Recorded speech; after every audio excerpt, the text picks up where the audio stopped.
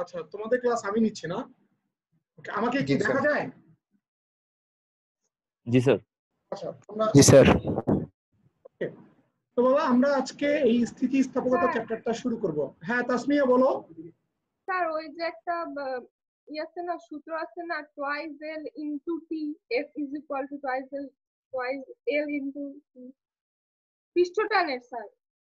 হ্যাঁ, পৃষ্ঠটানের সমীকরণ কোনটা আছে? টুয়াইস এল মানে স্যার ওই যে টুয়াইস এল হয় না, এলটা মানে দৈর্ঘ্য দুই সাইড ও দিয়ে নেওয়া স্যার, ওই যে লাগে।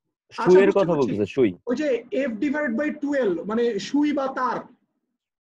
জি স্যার। স্যার ওই টুয়েলটা আবার একটু বললে ভালো হতো। দুই পাশে ওটা তো আসলে মানে একটা তারকে তো মানে এটা তো কি হয়, এটা একটা এক ধরনের মানে পাশাপাশি আন্তঃআণবিক বল না। তো একটা তারকে তো বাবা এই একটা সাইডেও মনে করো ওই যে ওয়াটার বা মনে করো অন্য কোনো যে তরলের যে অণুগুলো আছে ওই অণুগুলো টানবে, ঠিক অপোজিট সাইড থেকেও টানবে। তার মানে যে মোট বল প্রয়োগ করতেছে ওই তরলের অণুগুলা, উপরের পৃষ্ঠে যে তরলের অণুগুলা, সেটা তো বাবা দুই দিকেই কাজ করে না। মানে তুমি যে লিখতেছো T সমান F বাই L, এই এফটা তো তোমার এক পাশে না, এটা তো দুই পাশে কাজ করে, রাইট? এটা মনে করো একটা তার, সেই তারের এইদিকেও কাজ করে এইদিকেও কাজ করে। সো যেহেতু বলটা দুই সাইডেই কাজ করে, সুতরাং বলো আমি তো এখানে 12 দিব। বুঝতে পারছো? হ্যাঁ সব তাসমিয়া বলো। ক্ষেত্রে তো টুয়েল হবে না হ্যাঁ, স্যার, সব ক্ষেত্রে তো টুয়েল হবে না। একমাত্রিক হলে 12 হবে। এটা তো আমি দেখেছি যে একমাত্রিক হলে কি হবে, এটা যদি একটা বর্গাকার পাত থাকে তাহলে কি হবে, এটা যদি একটা তোমার মনে করো আয়তাকার থাকে বা বৃত্তাকার থাকে কি হবে, আমি এটা দেখাইছিলাম না আলাদা আলাদা কেস ধরে ধরে। জি স্যার। তাসমিয়া স্যার বুঝছি স্যার। আচ্ছা জি স্যার, শুনো ওরা সবাইকে আমার কথা শুনতে পারছো? জি স্যার। ওকে, জি স্যার। তো তোমাদেরকে বাবা আমি একটা এক্সাম নিব, এটা গত ক্লাসেই তোমাদের বলেছিলাম। যেহেতু আমাদের অলরেডি একটা পার্ট মানে প্রবাহিতা শেষ হয়ে গিয়েছে এবং আমরা টেলিস্কোপ এবং মাইক্রোস্কোপ এই আলোর এই পার্টটুকু আমরা শেষ করছি। তো এই দুইটা পার্টের উপর বেস করে তোমাদের একটা পরীক্ষা হবে। এখন তোমরা বলো পরীক্ষাটা তোমরা কবে দিতে চাও? স্যার পরীক্ষাটা তাহলে মানে অন্য ডেতে দেই, মানে আচ্ছা, শনি সোম বুধ তোমরা বাদে। একটা কাজ করো, পরীক্ষাটা তোমরা মানে পরীক্ষা তো তোমরা আমার সামনে বসে দিবা না, পরীক্ষাটা আসলে তোমরা বাসায় দিবা। তো এটা তোমরা আমার ওয়ার্কিং ডেজ যেগুলো আছে তোমার মনে করো শনি সোম বুধ শুক্র, এগুলা ওয়ার্কিং ডেই চলবে। পরীক্ষার জন্য আমি তোমাদের কোশ্চেন দিয়ে দিব, তোমরা বাসায় ওই টাইম ধরে ধরে পরীক্ষা দিবা, সৎভাবে, অসৎভাবে না। ওকে? তাই তাসমিয়া বুঝছো জি স্যার। কিভাবে পরীক্ষা দিতে হবে? কেন বললেন? আচ্ছা না, আমি সবাইকে উদ্দেশ্য করে বললাম, তোমার নামটা সবার উপরে ছিল এই জন্য তোমাকেই বললাম।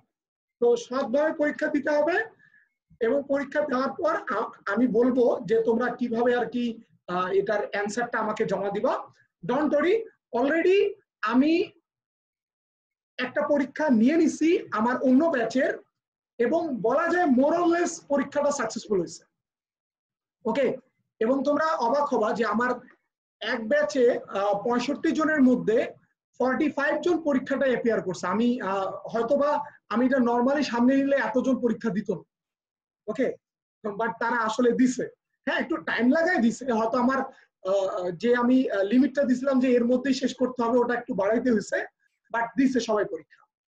আশা করি তোমরাও পরীক্ষাটা দিবা, বাট এই পরীক্ষাটা তোমাদের পক্ষে দেয়াটা না যতটা টাফ, আমার পক্ষে খাতা কাটা অনেক বেশি টাফ। তো সবাই ক্লিয়ার? তাহলে বলো তোমাদের পরীক্ষাটা কবে আমি কোশ্চেন দিব আর কি, মানে কোশ্চেন দেওয়ার পর আমি তোমাদের 2 দিন দিব সাবমিট করার জন্য, জাস্ট 2 ডেজ। 2 দিন? ওকে, একদিন। স্যার 2 দিন। স্যার বুধবারে দিন স্যার। জি স্যার। আচ্ছা স্যার বুধবারে দেন স্যার। জি স্যার, জি স্যার। বুধবারই ভালো হবে। আচ্ছা ওকে, আমি বলি তাহলে আমি বুধবারে আমি তোমার হচ্ছে কি রাতে বেলা আমি তোমাদের আনুমানিক 10টায় আমি কোশ্চেন দিয়ে দিব। আর তোমাদের এই কোশ্চেন অ্যান্সার করে জমা দেওয়ার ডেট থাকবে পরের দিন 10টা পর্যন্ত, রাত 10টা পর্যন্ত, ফুল 1 ডে। ঠিক আছে? স্যার 2 দিন বললেন যে? ওই বুধবার বৃহস্পতিবার 2 দিনই তো। শুক্রবার পর্যন্ত স্যার। কি স্যার? না স্যার এটা 2 দিন হয় না। না আমি একটা কথা বলি, আমি ফ্রাইডে টাইমটা রাখি কি খাতা কাটার জন্য, বুঝছো? এছাড়া অন্য দিনগুলোতে তো তোমরাও জানো আমাদের তো তোমার বাবার ওই ক্লাস থাকে, বুঝছো? তো জি স্যার, ফ্রাইডে দেওয়া লাগবে না, ফ্রাইডেতে পরীক্ষা থাকে সপ্তাহে স্যার। আচ্ছা তাহলে তোমরা একটা কাজ করতে পারো, তোমরা হচ্ছে গিয়ে মঙ্গলবার আমি কোশ্চেনটা দেই, তোমরা বুধবার পরীক্ষাটা দাও, দিয়ে বৃহস্পতিবার রাতের মধ্যে জমা দিয়ে দাও সবাই। এর মধ্যে যারা জমা দিবা মনে করো আমি, কারণ আমাকে তো টাইমলাইন শেষ হওয়ার পর আমি সলভ দিব, বুঝো নাই? আমি তো তোমাদের টাইম শেষ হওয়ার আগে সলভ দিতে পারবো না। আমার তো একটা টাইমলাইন থাকবে যে এই টাইমের পরে আমি সলভে চলে যাব, বুঝতে পারছো সবাই? তো বাবা আমি তোমাদের মঙ্গলবার কোশ্চেনটা দিয়ে দিই রাত 10টার সময়, ওকে? তোমরা বুধবার পরীক্ষাটা দাও, বৃহস্পতিবার রাত 10টার মধ্যেই আমি তোমার মনে করো সলভটা দিয়ে দিব, তাই ওকে? জি স্যার। এই সবাই ওকে? জি স্যার। তাহলে তোমাদের মঙ্গলবার রাতে পরীক্ষার কোশ্চেন আমি দিয়ে দিব, okay? So now let's start the new part of chapter 7, যেটা হচ্ছে গিয়ে স্থিতিস্থাপকতা, যেটা তোমাদের অলরেডি ক্লাসে স্টার্ট হয়েছে। তোমরা আবার বোর্ড দেখতে পারো, রাইট? ওকে, তো বাবা আমরা এই চ্যাপ্টারটা শুরু করব। শুরু করার আগে এই চ্যাপ্টারের টপিক হচ্ছে কি স্থিতিস্থাপকতা। তো এই টপিকটা শুরু করার আগে তোমাদেরকে আমি একটু বলি, তোমাদের অলরেডি মনে হয় 9-10-এ এই পার্টটা তোমরা পড়ছো, রাইট? তো বাবা আমাকে তোমাদের মধ্যে কে বলবে, আমি যাকে বলবো সে একটু আমাকে বলবা যে স্থিতিস্থাপকতা জিনিসটা কি? এটা বাবা মানে আসলে জিনিসটা বলতে তোমরা কি বুঝো? কেউ একটু আমাকে একজন বলো তো, কে বলবে?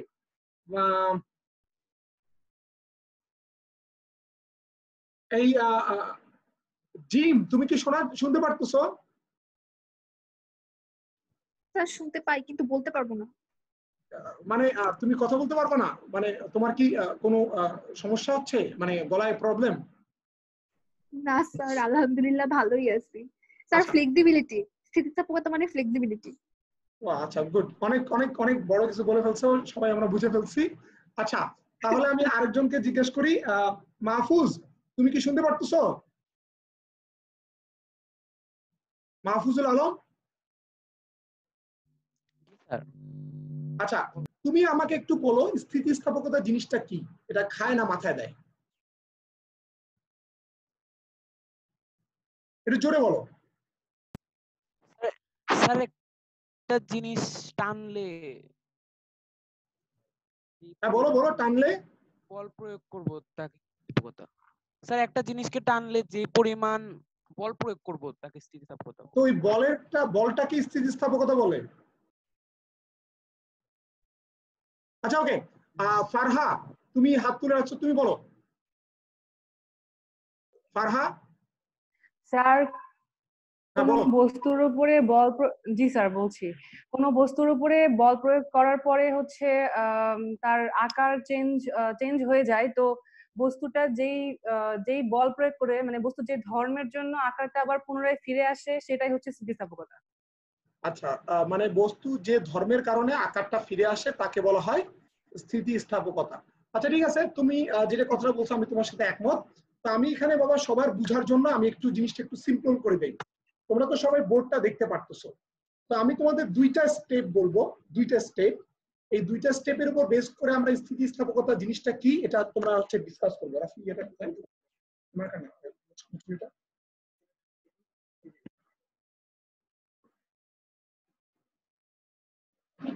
ওকে বাবারা, তোমরা তো বোর্ড দেখতে পারতেছো, আমি তোমাদের নর্মাল একটা বলছি।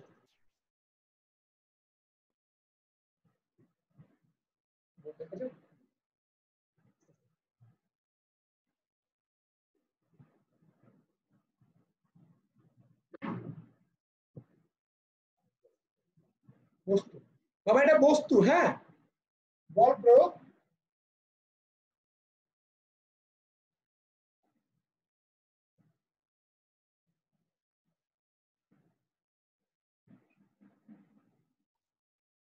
স্যার, হ্যাঁ বলো বাবা, দেখা যায় না?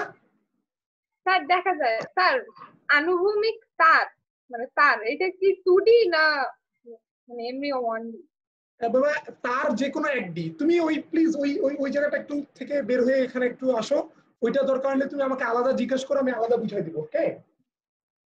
বাবা এই জিনিসটা দেখো, বস্তু বল প্রয়োগ, আমি আমি আবার লিখতেছি, সমস্যা না, আমি ওটাই লিখতেছি।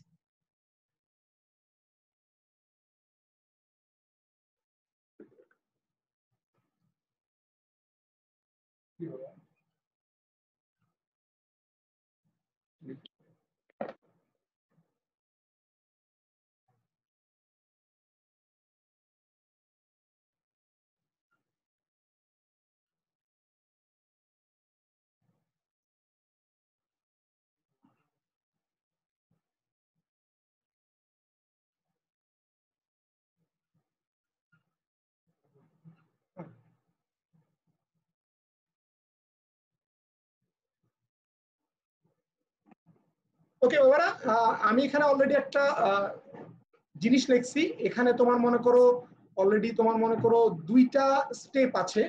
এই দুইটা স্টেপটা তোমরা যদি একটু দেখো, একটা হচ্ছে কি নরমাল বস্তু। এই বস্তুটার বাবা কি হলো, আমি বল প্রয়োগ করলাম। অবশ্যই বল প্রয়োগ করলে পরিবর্তিত আকারের বস্তু হবে, মানে বস্তুটার আকারটা একটা পরিবর্তন হলো। পরবর্তীতে আমি বল অপসারণ করলাম, আবার আগের জায়গায় চলে গেল, কিছুটা এরকম। বাবা এই ব্যাপারটা তোমরা বুঝতে পারছো সবাই? আমি একটা বস্তু মনে করি, এটা হতে পারে একটা তার বা একটা রাবার, আমি তার উপর বল প্রয়োগ করলাম, ওরা হলো পরিবর্তিত আকারের বস্তু। তার মানে তার আকার একটু চেঞ্জ হবে, হয় লম্বা হবে বা ছোট হবে, বাঁকা হবে, কিছু একটা হবে। হওয়ার পর আবার আমি বলটাকে অপসারণ করলাম, ঠিক আছে? মানে বল যেটা দিছিলাম বা টেনে রাখছিলাম বা ঠেলে রাখছিলাম, ওইটাকে আমি সরাই দিলাম বা ছেড়ে দিলাম, তার মানে বল অপসারণ করলাম। ওকে, আবার এটা আগের আকারের বস্তু হলো, মানে আগে যে শেপ ছিল ওর কাছাকাছি একটা শেপে চলে গেছিল। রাইট? সবাই এই কাহিনীটা তো বুঝছো? জাস্ট নরমাল চিন্তা করে একটা রাবার, আমি রাবারকে বল দিলাম, টানলাম, রাবারটা বড় হলো, জি স্যার বুঝছি। রাবারটাকে ছেড়ে দিলাম, বল অপসারণ করলাম, আগের অবস্থায় চলে গেল। খুবই সিম্পল। এখানে টোটাল কয়টা স্টেপ বলো তো বাবা? স্টেপ কয়টা? দুইটা। স্টেপ দুইটা। এটা হচ্ছে একটা স্টেপ, স্টেপ 1, এটা একটা স্টেপ, স্টেপ 2। কয়টা স্টেপ বাবা এখানে? দুইটা স্টেপ, স্টেপ 1 এবং স্টেপ 2। আচ্ছা, এই যে দুইটা স্টেপ, এই দুইটা স্টেপে কিন্তু বস্তুর আকারের পরিবর্তন হয়েছে। কেন আমি বলি, প্রথমবার বস্তু ছিল, আমি এটাকে টানছি, টেনে পরিবর্তিত বস্তু হয়েছে। ফর এক্সাম্পল, আমি যদি তোমাদের একটা এক্সাম্পল দিই, মনে করো বাবা আমার একটা তার, নর্মাল একটা তার, এই তার মনে করো বাবা 5 মিটার লম্বা। কতটুকু লম্বা? 5 মিটার। এটা হচ্ছে আদি দৈর্ঘ্য, শুরুতে সে 5 মিটার ছিল। এখন আমি এটাকে মনে করো বল প্রয়োগ করলাম, মনে করো আমি টানলাম, টানলে কি হবে? এটা লম্বা হবে। লম্বা হয়ে তোমার মনে করো এটা হলো বাবা 7 মিটার, বা কত হলো? 7 মিটার, তাই না? মানে আকার পরিবর্তন হলো। হ্যাঁ, আমি বল প্রয়োগ করলাম, আকার পরিবর্তন হলো, খুবই নর্মাল একটা জিনিস, এটা আমরা সবাই জানি, এটা সারা জীবন আমরা দেখে আসছি, এটা আমরা বিশ্বাস করি। ওকে, পরবর্তীতে আমি টানা অবস্থায় বলটা ছেড়ে দিলাম, সে আমার বাবা মনে করো আগের যে আকারটা 5 মিটারে ফেরত আসলো। ওকে, তার মানে এই 7 মিটার থেকে 5 মিটার হলো। সবাই এই কাহিনীটুকু বুঝছো? বলো তো প্লিজ, সবাই আনসার দাও। সবাই এই কাহিনী বুঝছো? জি স্যার। ওকে, নাও তোমাদের জন্য কোশ্চেন 2 যেটা আমি করব, যে এখানে বাবা বস্তুর দুইবার আকার চেঞ্জ হয়েছে। একবারটা সে বস্তু নরমাল থেকে পরিবর্তিত বস্তু হয়েছে, সেকেন্ড বার সে পরিবর্তিত থেকে আবার আগের অবস্থায় গেছে। মানে কয়বার তার আকার চেঞ্জ হয়েছে বাবা? দুইবার। এটা সবাই বুঝছো? জি স্যার। ওকে জি স্যার। বাবা, এই যে দুই স্টেপ, এখন তোমাদের জন্য আমার কোশ্চেন, এর মধ্যে কোন স্টেপটা বস্তুর স্থিতিস্থাপকতাকে প্রকাশ করে? আমি তিনটা অপশন দিয়ে দিই, দাঁড়াও। নাম্বার 1 স্টেপ 1, স্টেপ 1টাকে স্থিতিস্থাপকতা বলে।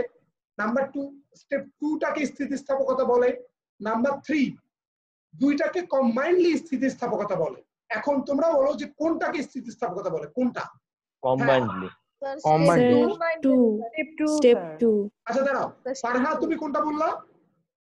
Step 2 sir. স্টেপ 2। ফারিয়া তুমি কোনটা বললা? Faria Habiba? Step 2 sir. Step 2। আচ্ছা, আদর তুমি কোনটা বললা? স্যার দুটোটাই। দোনোটাই, মানে কম্বাইন্ডলি। আর কে যেন বললো কম্বাইন্ডলি? স্যার আমি বলছি। স্যার আমি। মুস্তাফিজ, তাসমিয়া, সবাই বললা কম্বাইন্ডলি। বাবা আমি একটা সিম্পল কথা বলি, আসলে রাইট অ্যান্সার হচ্ছে স্টেপ 2 টাকে বলা হয় স্থিতিস্থাপকতা। ওকে, তার মানে কোনো বস্তুর উপর যদি বল অপসারণ করানো হয় তাহলে সেই বস্তুটার আগের অবস্থায় ফিরে যাওয়ার যে ধর্ম, মানে পরিবর্তিত অবস্থা থেকে আগের অবস্থায় ফিরে যাওয়ার যে ধর্ম বা প্রবণতা, একেই বলা হয় স্থিতিস্থাপকতা। Is it clear?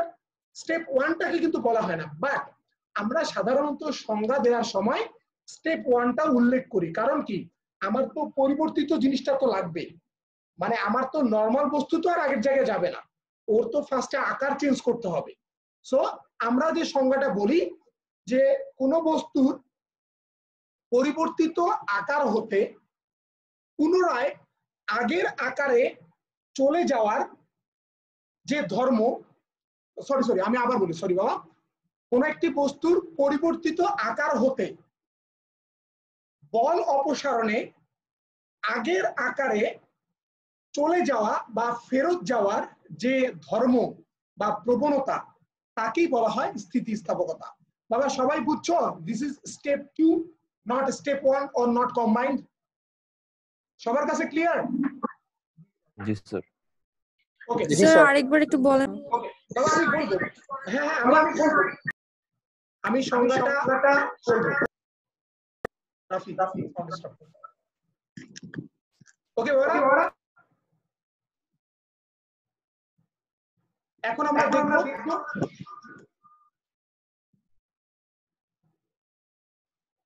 একটু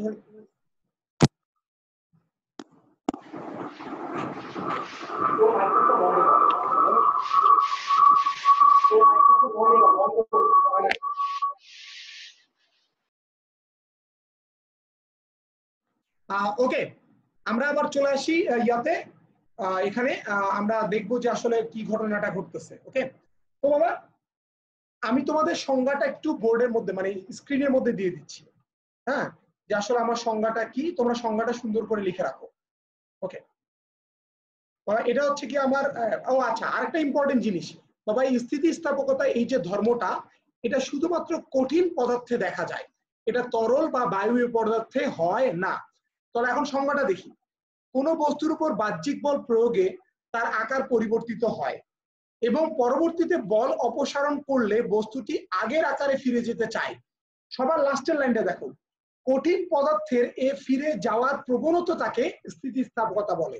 মানে 1 নম্বর স্টেপকে কিন্তু স্থিতিস্থাপকতা বলে না, কঠিন পদার্থের এ ফিরে যাওয়ার প্রবণতাকে বলা হয় স্থিতিস্থাপকতা। সবাই বুঝতে পারছো সংজ্ঞাটা? এই সবাই সংজ্ঞা বুঝতে পারছো?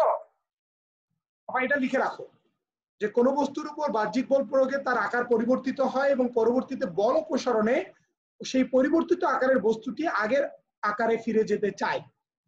কঠিন পদার্থের এ ফিরে যাওয়ার প্রবণতাটাকে স্থিতিস্থাপকতা বলে। আচ্ছা বাবা, এখন তোমাদের স্থিতিস্থাপকতার কিছু বৈশিষ্ট্য আছে, এটা তোমরা ছোটবেলায় পড়ছো, তো তোমাদের বইয়ের মধ্যে এই বৈশিষ্ট্যগুলো দেয়া আছে বাবা, জাস্ট একটু চোখটা বুলায় রাখো, ইটস নট দ্যাট ইম্পর্টেন্ট। ওকে, এটা তোমাদের কখনোই আসবে না, লাখ খারাপ হলে তোমরা এমসিকিউ তে 2-1টা পাইতে পারো, সো জাস্ট একটু দেখে রাখবা। সবাই বুঝছো বাবা? সবাই বুঝছো? ওকে জি স্যার। সো নাও আমরা বাবা পরের স্লাইডে একটু চলে যাই, এটা তো আমরা দেখলাম, আমরা পরের স্লাইডে চলে যাই। ওকে ওকে, তো স্থিতিস্থাপকতার কারণ, তোমরা আমাকে কেউ একজন বলো তো স্থিতিস্থাপকতার কারণটা কি? কারো কি মাথায় কোনো কারণ আছে যে এই কারণে স্থিতিস্থাপকতাটা হয়? স্যার জড়তা, সময়ের মধ্যকার আকর্ষণ বল। ওকে কঠিন পদার্থের অণুগুলা বেশি আকর্ষিত থাকে। আচ্ছা বাবা আমি একটু আবার এই ফিগারে চলে আসি, হ্যাঁ, this figure is very important. আমি তোমাদের একটু আগে বললাম যে আমার এখানে বস্তুটা 2বার আকারের পরিবর্তন হয়েছে, একবারটা বস্তু থেকে পরিবর্তিত বস্তু হয়েছে, মানে আকার পরিবর্তিত বস্তু, পরবর্তীতে আকার পরিবর্তিত বস্তু থেকে আবার আগের বস্তু হয়েছে, তার মানে টোটাল কয়বার আকারের চেঞ্জ হয়েছে বাবা? 2বার। নাও ইম্পর্টেন্ট ব্যাপার হচ্ছে গিয়ে, কোন প্রথমবার যখন আকার পরিবর্তন হয় বাবা, মানে একটা আকার যখন পরিবর্তন হবে তখন তো একটা বল লাগবে, রাইট? কারণ আমরা জানি বলের সংজ্ঞা কি বলে, বল হচ্ছে এমন একটা জিনিস যা কোনো বস্তুর আকার বা বেগের পরিবর্তন করে। তো প্রথমবার যে আকার পরিবর্তন হলো এই সময়ে আমি বল প্রয়োগ করছি, এটা হচ্ছে কি একটা মনে করো বহিরাগত বল বা বাহ্যিক বল। সবাই এটা বুঝছো যে আমি বল প্রয়োগ করছি, সে 5 মিটার থেকে 7 মিটার হয়েছে, তার মানে তার একটা আকার পরিবর্তন হয়েছে। সবাই এটা বুঝছো যে প্রথমবার আকার পরিবর্তন হয়েছে আমার কারণে। Is everyone clear? নাও পরে আবার তার আকার পরিবর্তন হয়েছে না, আমি বল তো ছেড়ে দিছি বাবা, সেকেন্ড টাইম যে 7 মিটার থেকে 5 মিটারে আসলো, মানে আবার মানে স্টেপ 2টা আবার তার একটা আকারের পরিবর্তন হলো, যেটাকে আমি বলতেছি স্থিতিস্থাপকতা। এই আকারের পরিবর্তন কোন বলের কারণে হয়েছে? আমি তো বল দিই নাই, বল ছেড়ে দিলাম। আমার কি কোনো বল দেওয়া ছিল? আমি তো বল সরাই ফেলছি। এটা কোন বলের কারণে হচ্ছে? আকর্ষণ বল। আকর্ষণ বল। তবে অনেকে অনুসময়ের মধ্যকার আকর্ষণ বল। আচ্ছা, অনুসময় বাবা, এটা কোনো আন্তঃআণবিক। আমি বলি এটা মানে অনেকে বলতে পারো প্রত্যয়নী বল, বা প্রত্যয়নী বল হচ্ছে এক ধরনের অ্যাবসার্ড বল। প্রত্যয়নী বলের পিছনে কোনো রিজন আছে। তো এখন আমি বলি যে বলের কারণে এই পরিবর্তিত আকারের বস্তুটা আগের আকারে চলে আসে, অবভিয়াসলি কোনো না কোনো একটা বল হইতে হবে। এবং যে বলের কারণে এই স্টেপ 2টা হয়, মানে স্থিতিস্থাপকতা হয়, মানে বস্তুটা আগের আকারে চলে যায়, পীড়ন তাকে বলে বাবা, মানে স্থিতিস্থাপকতার কারণ যেটা, সেটা হচ্ছে গিয়ে বাবা আন্তঃআণবিক আকর্ষণ ও বিকর্ষণ। কথা বুঝতে পারছো? এটা হচ্ছে কি আন্তঃআণবিক আকর্ষণ এবং বিকর্ষণ। তো তোমরা এটা লিখে রাখো যে আন্তঃআণবিক আকর্ষণ ও বিকর্ষণ বলের ভিন্নতার কারণে এই প্রবণতাটা সৃষ্টি হয়। That's the reason.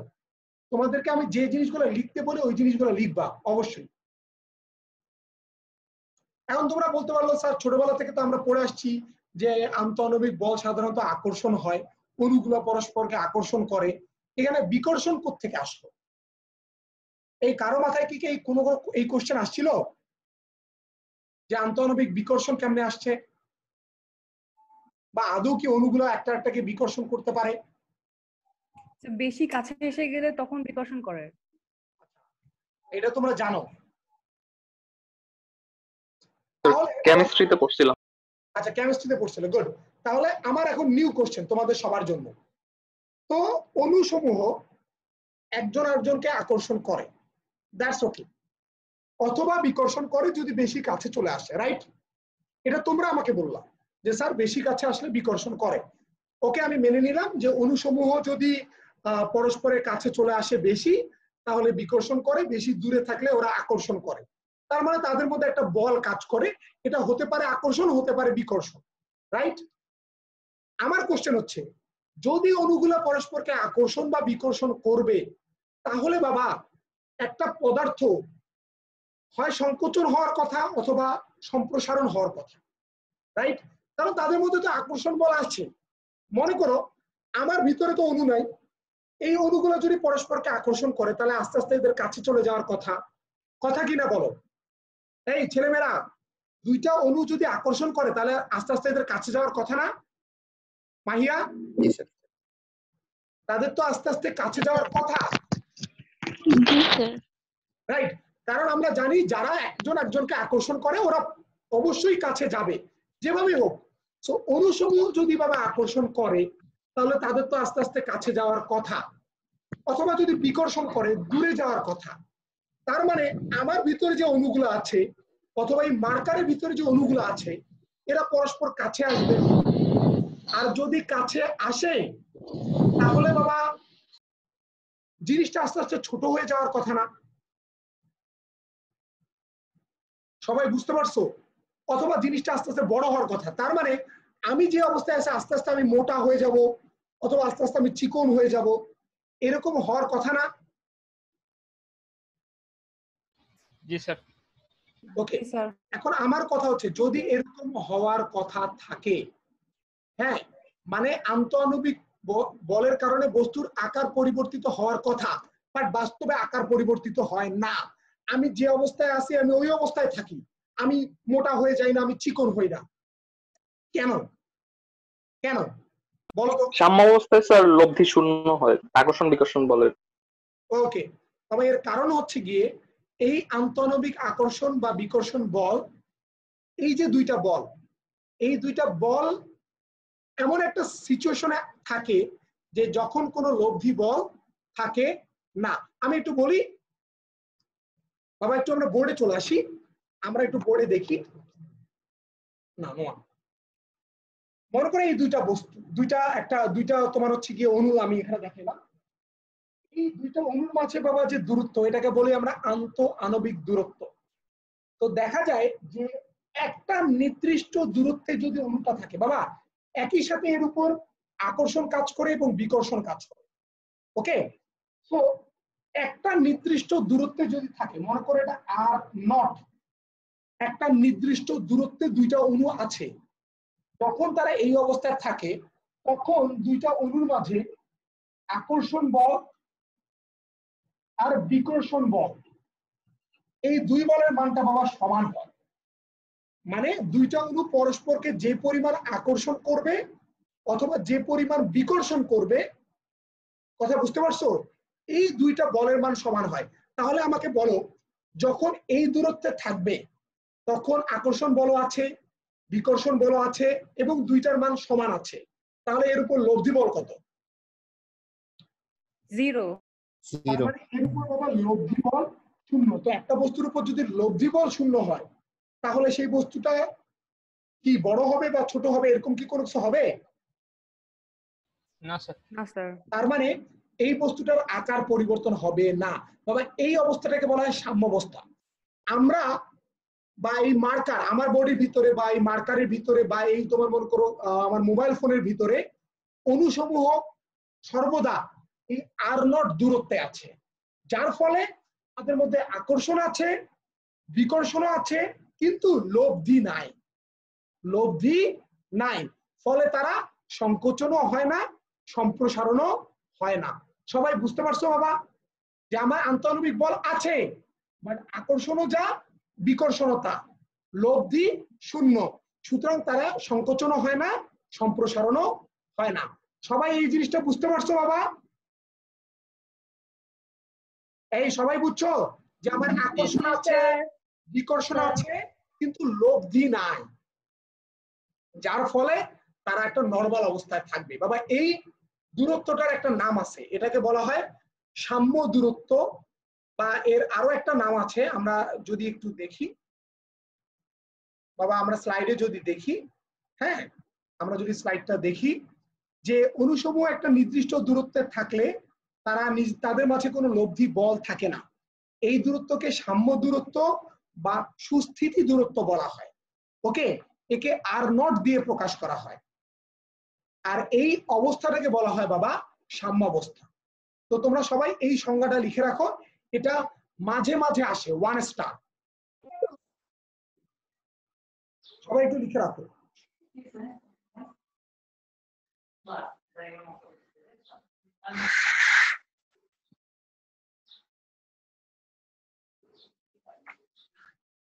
সবার লেখা হয়েছে?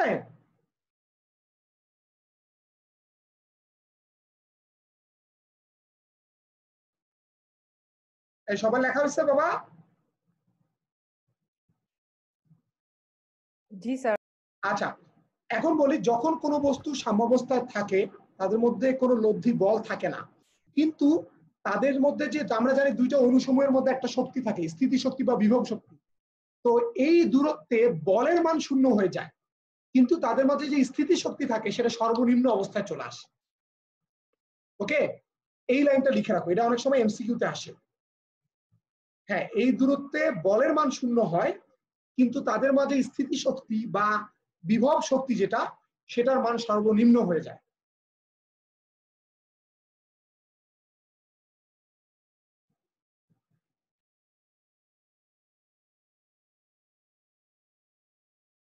সবার কাছে ক্লিয়ার বাবা? এটা লিখছো নাও?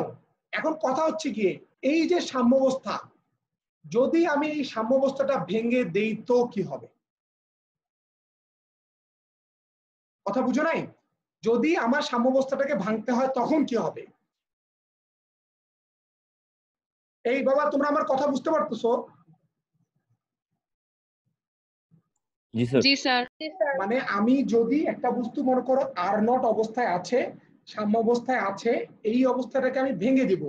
কিভাবে ভাঙতে পারি? হয় আমি এটাকে মনে করো টানবো, টানলে সেটা বড় হবে, এটা হইতে পারে। অথবা আমি কি করতে পারি, ওটাকে ঠেলবো, ঠেলে ছোট বানাবো। হয় আন্তঃআণবিক দূরত্ব বাড়ায় দিব অথবা আন্তঃআণবিক দূরত্ব কমায় দিব। তো আমি কিভাবে ভাঙবো? হয় আমার আন্তঃআণবিক দূরত্বটা বাবা মনে করো বেড়ে যাবে সাম্য দূরত্বের চেয়ে, অথবা মনে করো আন্তঃআণবিক যে দূরত্বটা আছে এটা কমে যাবে সাম্য দূরত্বের থেকে। মানে আমার আর এর মানটা হয় R0 এর চেয়ে বড় হবে অথবা আর এর মানটা R0 এর চেয়ে ছোট হবে। এটা হতে পারে বা এটা হতে পারে। এই সবাই বুঝতে পারছো যে আমি সাম্যাবস্থা ভেঙে ফেলবো? কিভাবে ভেঙে ফেলবো বাবা? এটাই হচ্ছে কি আমার বল প্রয়োগ। আমি বল প্রয়োগে সাম্যাবস্থা ভেঙে বস্তুর আকারের চেঞ্জ করব। কিভাবে করব? হয় আমি তার উপর বল প্রয়োগ করে বস্তুটাকে বড় করে ফেলবো, লম্বা করব, মানে আন্তঃআণবিক দূরত্ব বাড়ায় ফেলবো, অথবা আমি বস্তুটার উপর বল প্রয়োগ করে বস্তুটার আন্তঃআণবিক দূরত্ব কমায় ফেলবো। রাইট বাবা? এটা কেন হচ্ছে বলো তো? এটা আমার কারণে হচ্ছে, আমি কিন্তু বল প্রয়োগ করতেছি। কে করতেছে বাবা? সবাই বলো তো, এটা কে করতেছে? আমি।